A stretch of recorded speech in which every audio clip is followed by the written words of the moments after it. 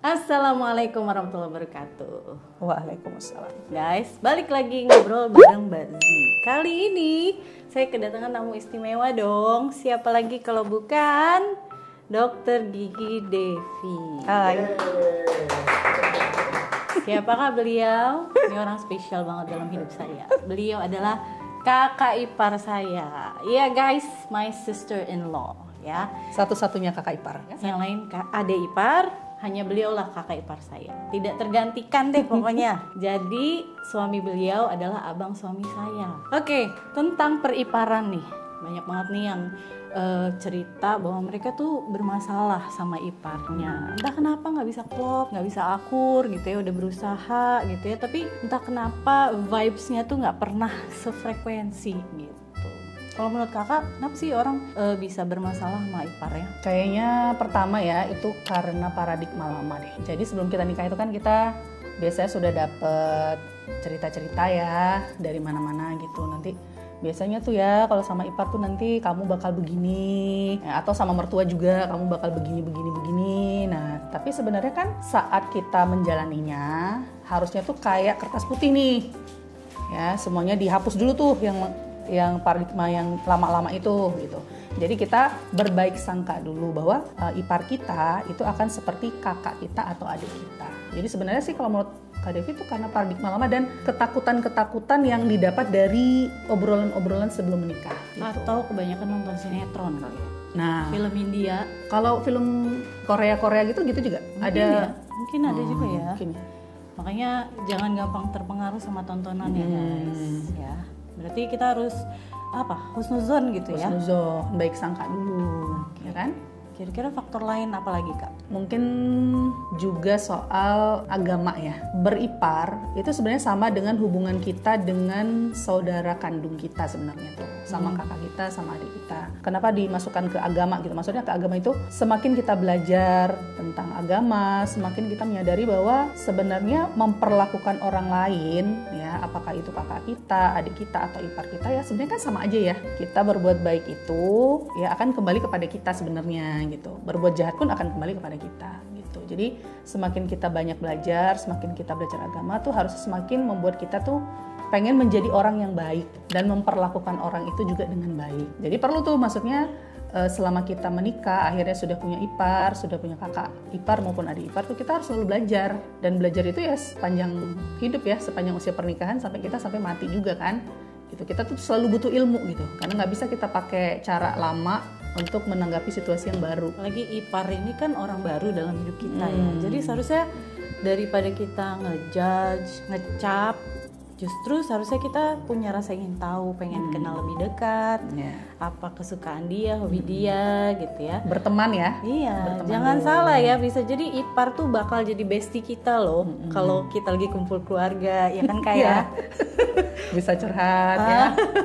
Jadi ipar tuh seharusnya jadi support system kita ya, bukan jadi saingan gitu ya dalam keluarga gitu. Apalagi antar ipar yang nomor 1 dengan nomor 2 dengan nomor 3 itu kayaknya bersaing siapa yang paling keren, siapa yang paling cakep, siapa yang paling ngasih hadiah paling bagus gitu ke mertua itu. Cari muka ke mertua ya. Nah, menjilat, cari muka gitu ya. Show off itu bakal menimbulkan permusuhan, persaingan dan itu nggak sehat. Justru harusnya bekerja sama gitu ya. Kalau perlu patungan, kalau mau ngasih hadiah tuh yuk kita pikirin sama-sama yuk gitu, biar gak ada yang beda-beda gitu.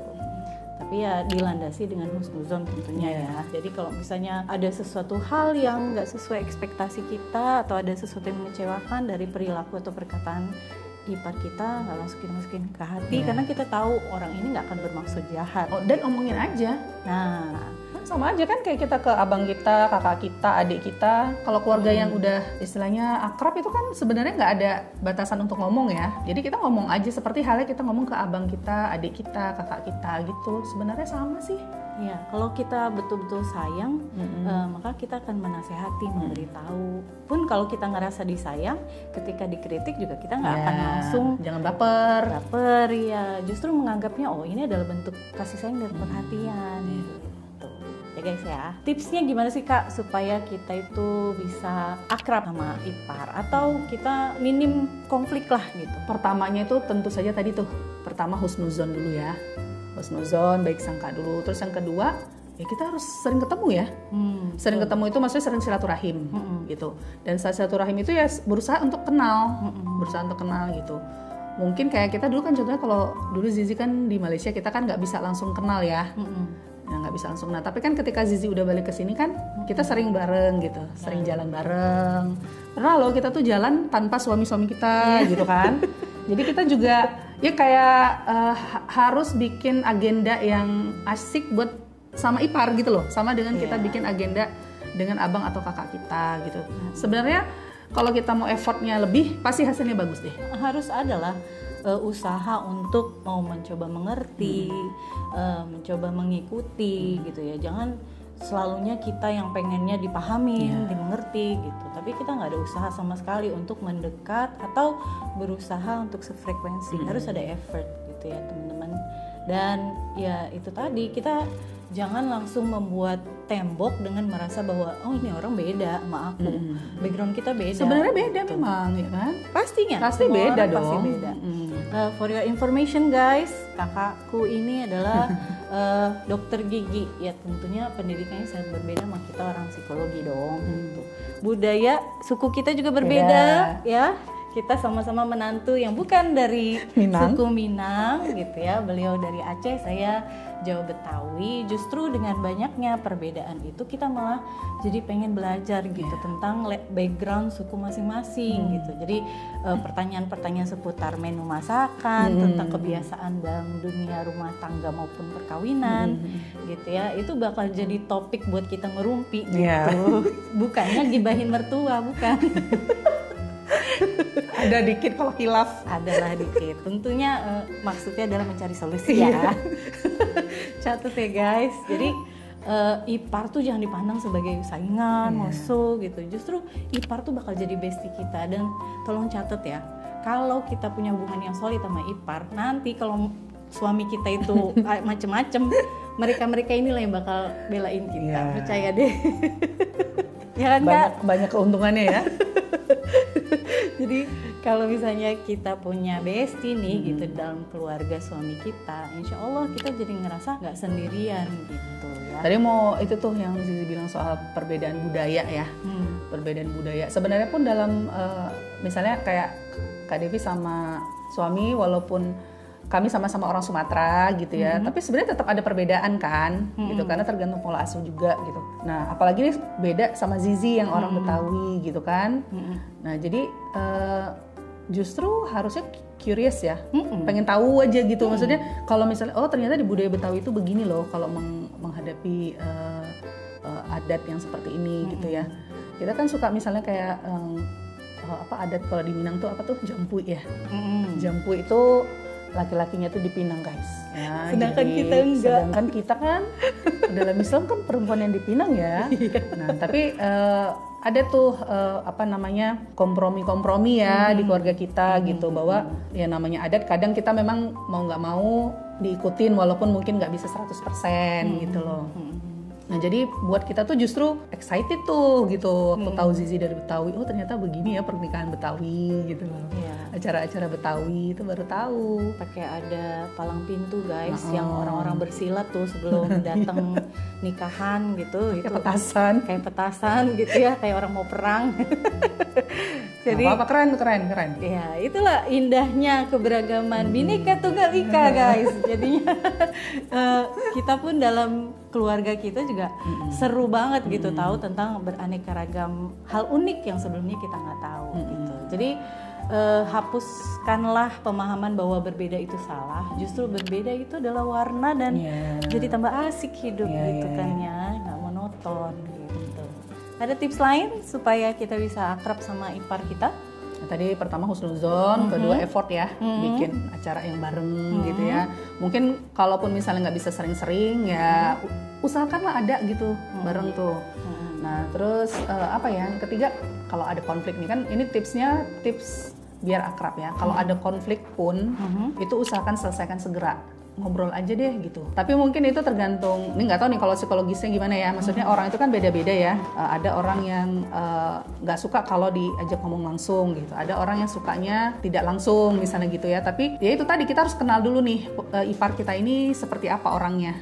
Sehingga kalau kita ada masalah dan kita pengen menyelesaikan, bagusnya tuh pendekatannya seperti apa? Apakah ngomong langsung ataukah harus butuh bantuan yang lain gitu, atau bantuan suami kita misalnya. Itu kan cara. Tapi intinya kalau ada masalah tuh harus segera diselesaikan. Jangan berlarut-larut deh. Jadi jangan tuh yang namanya mendem gitu ya. Mendem. Ntar sariawan, panas dalam, jantungan gitu gara-gara hepatitis, liver. Jadi lebih baik dikomunikasikan gitu ya. Aja. Dan jangan di grup ya guys. Ntar di WA. Jangan di grup keluarga. Jangan di grup keluarga. Wapri. Kalau perlu omong langsung ketika ketemu ya, karena bakal ada kesalahpahaman tuh kalau komunikasi by text. Mendingan ngomong langsung secara terbuka, diawali dengan intro yang mengingatkan bahwa ini datang dari niat yang baik kok, bukan karena permusuhan gitu ya. Kalau tambahan tips dari saya adalah selalulah kalian saling backup.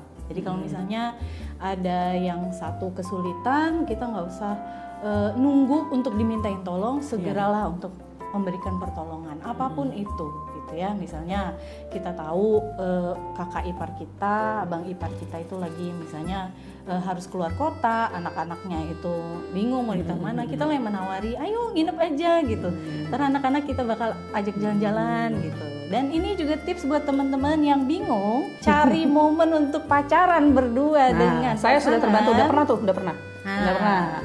Tipsnya adalah berakrab-akrablah kalian dengan mertua dan ipar, niscaya mereka akan dengan senang hati menjadi tempat titipan. Oke guys, itulah kuncinya kami, meskipun kadang punya waktu yang susah gitu, tapi tetap kami ada support system. Dan kadang tuh malah lebih aman, lebih nyaman nitipin sama ipar kita dibanding sama mertua. Kenapa? Kalau mertua itu kan udah lebih sepuh ya, lebih tua. Nah itu kan nggak bisa kita harapkan untuk mobilitasnya seperti anak muda gitu ya. Dan mereka itu mungkin kalau ngajak jalan-jalan juga versi orang tua mungkin beda kan dengan versinya orang tua yang masih muda gitu ya. Nah jadi kalau dititipin sama ipar tuh banyak keuntungannya. Jadi ajak jalan-jalannya juga ke tempat yang oke, anak kita juga nyaman, tenang, dan kita juga rasanya nyaman gitu nitipinnya. Boleh ya sih kita agendakan lagi ya? Sangat boleh sekali. Anak kita segambreng, bakal seru banget kalau semuanya tuh diajak gitu.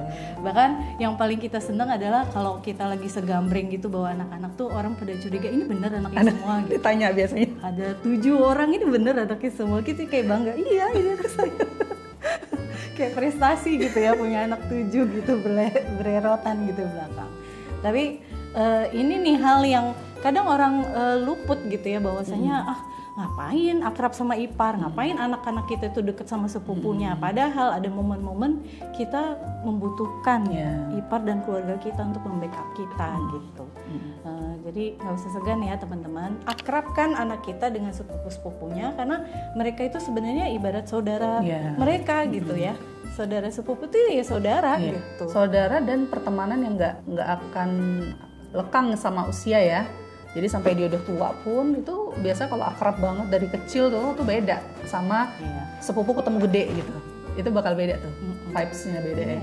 Ya soalnya beberapa kali ya, atau sering ya Zezilia tuh ketika kumpul keluarga ada anak-anak tuh yang awkward gitu loh sama sepupunya, nggak akrab, dia duduk mojok megang HP, bingung mau ngobrol apa sama sepupu maupun dengan paman-pamannya gitu. Jadi akhirnya anak ini jadi ngerasa asing gitu ya, terisolasi. Padahal ini loh saudara kamu, ketika nanti kita orang tua nggak ada, mereka lah yang menjadi bagian dari keluarga kamu juga gitu. Ada sebuah perkataan bijak ya, kata mutiara Afrika yang bilang it takes a village to raise a child. Butuh orang sekampung untuk membesarkan seorang anak ya. Berarti itu support system dari kakek nenek, paman, bibi, sepupu, itu semua itulah yang akan menjadi support system buat kita berkembang gitu. Jadi teman-teman, anak-anak saya itu saya bebaskan mereka untuk bermain dengan sepupunya, dan paman dan bibinya pun menasehati dan menegur mereka kalau mereka melakukan kesalahan, diingetin sholat, diingetin jamaah, diingetin untuk ngaji gitu ya. Saya justru bahagia banget gitu karena anak-anak saya tuh diawasi dan diperhatikan dan disayangi oleh banyak orang gitu. Jadi nggak ada tuh yang namanya baper karena anak kita dinasehati atau ditegur gitu ya. Walaupun mungkin cara kita pengasuhan kita mungkin agak beda sedikit gitu ya.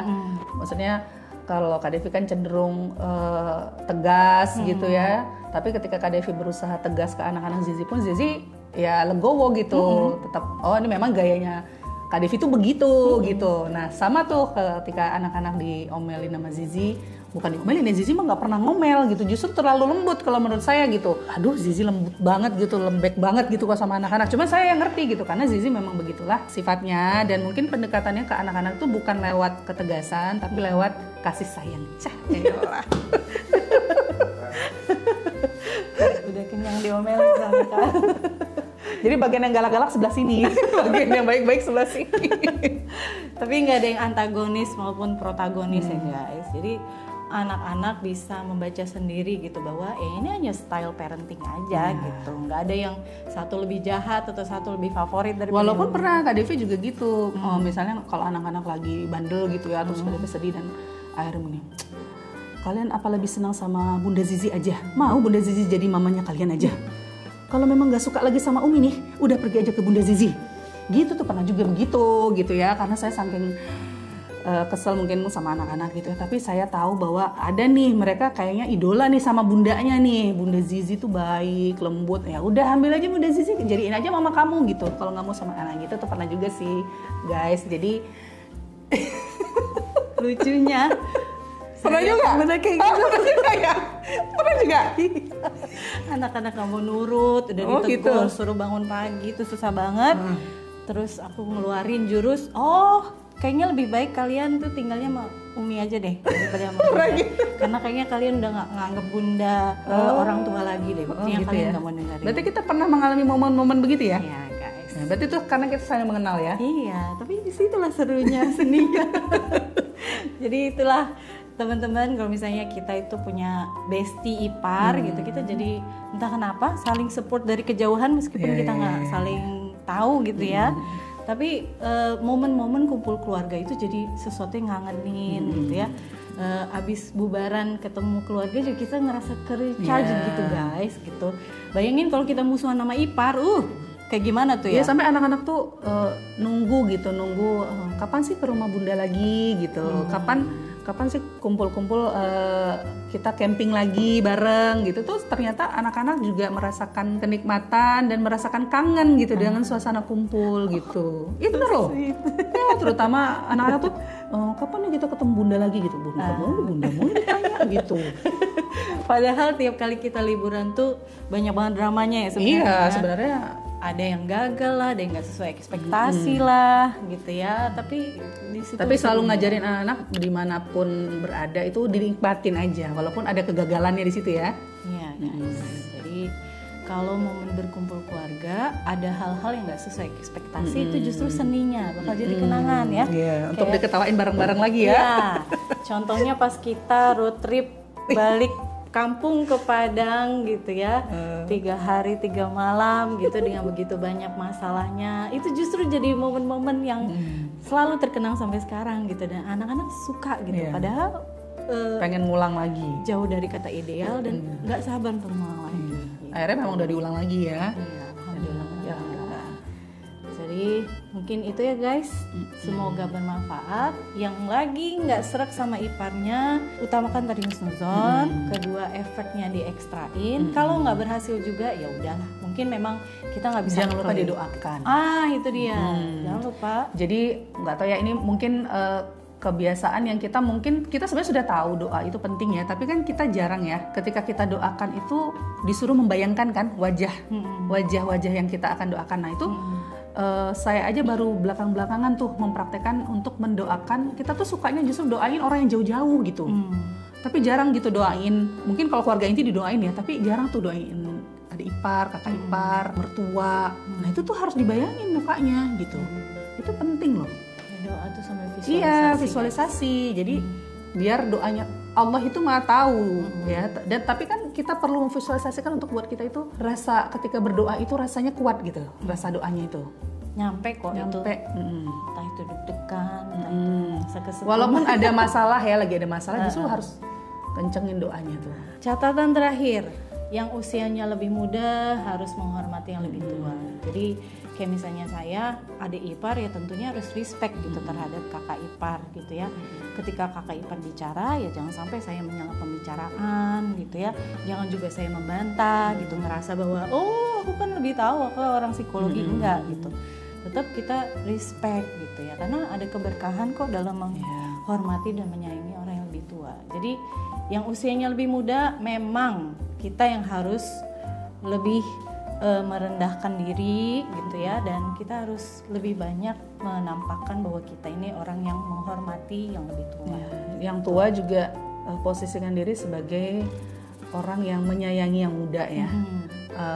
Jangan pernah merasa lebih tahu segalanya, lebih senior, lebih gitu ya dari ipar-ipar kita yang masih muda dari kita gitu.